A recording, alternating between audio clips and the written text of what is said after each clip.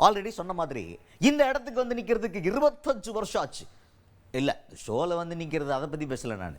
வேறு ஒருத்தர் அரசியல் களத்தை பற்றி பேசுகிறார்.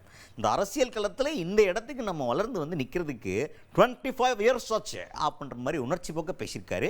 யார் இவர், அப்படி எந்த இடத்துல வந்து நிற்கிறாரு பார்த்துருவோம் வாங்க. விடுதலை சிறுத்தைகள் கட்சி தலைவரும் எம்பியுமான தொல் திருமாவளவன் அவர்கள்.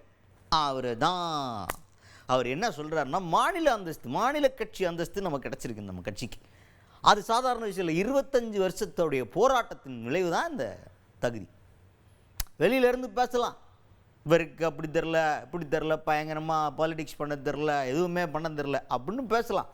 ஆனால் சாதாரண விஷயம்ல ஒரு இயக்கத்தை ஆரம்பித்து மக்கள் கூட்டத்தை கூட்டி பேரணி நடத்தி போராட்டம் பண்ணி அதனால் வர்ற சிக்கல்களை சந்தித்து, அதெல்லாம் சாதாரண இல்லைப்பா. இந்த இடத்துல நின்று பார்த்தா தான் தெரியும்.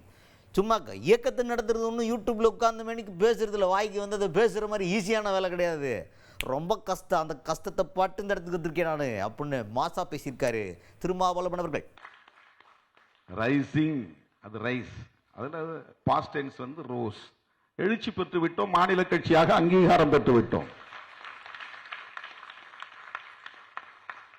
அதுக்கு 25 ஆண்டுகள் பிடித்திருக்கிறது.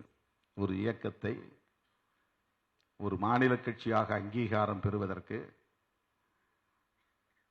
பல பேர் பல விதமாக பேசிட்டு இருக்கிறாங்க. இவருக்கு நெகோசியேட் பண்ண தெரியல, இவருக்கு வந்து பிளாக்மெயில் பண்ண தெரியல, இவர் வந்து ராமதாஸ் மாதிரி அரசியல் பண்ண தெரியல. அவன் இங்க வந்து நின்று பார்த்தாதான் தெரியும். ஒரு இயக்கத்தை தொடங்கி மக்களை திரட்டி ஒரு பொதுக்கூட்டம் போட்டு ஒரு பேரணியை நடத்தி அதுல வரக்கூடிய நெருக்கடிகளை எல்லாம் சந்தித்து பார்த்தால்தான் தெரியும். சும்மா இல்ல அரசியலுங்கிறது. யூடியூப் சேனல்ல உட்கார்ந்து பேசுறது இல்ல அரசியல். அடுத்தது ஆட்சிக்கு வர்றதை பற்றியும் பேசியிருக்கார் அதே மேடையில். அது என்ன சொல்கிறாருன்னா, இப்போ ஆட்சிக்கு வர்றதுக்காக நம்ம யோசித்தோம் அப்படின்னா, இந்த இப்போ நம்ம வாங்குற 10 சீட்டை வச்சுட்டு ஆட்சிக்கு வந்துட முடியுமா? முடியாது. சரி, 15 சீட்டு வாங்கி ஜெயிச்சு தரனா மட்டும் ஆட்சிக்கு வந்துடலாமா? முடியாது. சரி, ஆட்சிக்கு வர முடியல, இந்த கூட்டணி எதுக்குன்னு சொல்லிட்டு வெளில வந்துடலாமா? அதுதான் தப்பு. ஏன்னா இப்போ நம்மளை மாதிரி ஒத்த கருத்து உள்ள ஒரு கட்சி இருக்குது, அவங்க கூட கூட்டணியிலேருந்து நம்ம முடிச்சுக்கிட்டோம்னா நமக்கு ஒரு பிரச்சனை என்ன? இப்போ யார் நம்ம கூட நிற்பா? இப்போ சமூக நீதி பேசக்கூடிய கட்சி ஆட்சிகள் இருக்கையிலேயே உங்கள்கிட்ட பஞ்சாயத்து பண்ணுறாங்க. யோகி ஆதித்யநாத் மாதிரியான ஆட்கள் ஆட்சிக்கு வந்துட்டாங்கன்னு வச்சுக்கோங்க, என்ன நடக்கும்னு வச்சுக்கோங்க. நம்ம ஏதாவது ஒரு குறையை போய் சொல்ல முடியுமா? முதல்வரை நேரில் சந்திச்சிட முடியுமா? நம்ம போய் ஒரு பிரச்சனைன்னு உட்காந்து பேசி அதை கேட்பாங்களா? அவங்க முதல்ல கேட்கறதுக்கான வாய்ப்பு இருக்கா? இப்போ ஏகப்பட்ட விஷயம் இருக்குது.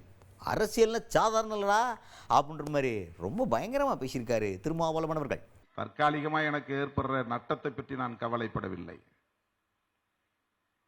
4, 8, 10, 6 சீட்டை 10 சீட்டை ஆக்கிட்டா நான் ஆட்சியை பிடிச்சிட முடியுமா? என்ன முடியாது.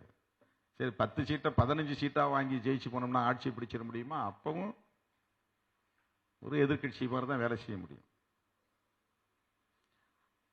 அதற்காக நாம் வந்து நம்மை போன்ற கருத்துக்களை, கொள்கைகளை பேசக்கூடியவர்களின் உறவை துண்டித்துக் கொண்டால் என்ன ஆகும்? சமூக நீதியை பேசக்கூடிய ஒரு கட்சி ஆட்சியில் இருக்கும் போதே இந்த நிலை என்றால், யோகி ஆதித்யநாத் போன்றவர்கள் இங்கே முதலமைச்சராக வந்தால் என்ன நிலை ஆகும்? யாரு போய் பேச முடியும்?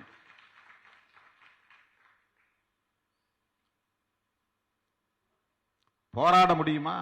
உரிமையை பேச முடியுமா? நேரம் வாங்கி உட்கார்ந்து இப்படி பிரச்சனை இருக்கிறது என்று விஜிலன்ஸ் அண்ட் மானிட்டரிங் கமிட்டியில பேச முடியுமா? பேச விடுவார்களா?